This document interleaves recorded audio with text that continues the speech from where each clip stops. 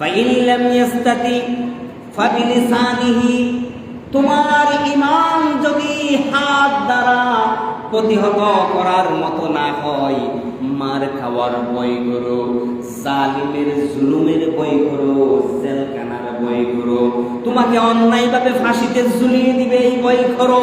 এই জন্য তোমার হাত দ্বারা যদি তুমি প্রতিবাদ না করো জুলুমের, অন্যায়ের, তাহলে তুমি প্রথম শ্রেণীর ঈমানদার নয়, দ্বিতীয় শ্রেণীর ঈমানদার হওয়ার চেষ্টা করো। তা হলো ফাবিলিসানিহি, তোমার মুখ দিয়ে প্রতিবাদ করো। এই বেটা, এখানে অন্যায় করা যাবে না, এখানে জুলুম ব্যভিচার অবিচার করা যাবে না, মুখ দিয়ে প্রতিবাদ করেন। মুখ দিয়ে প্রতিবাদ করা হলো সেকেন্ড ক্লাস।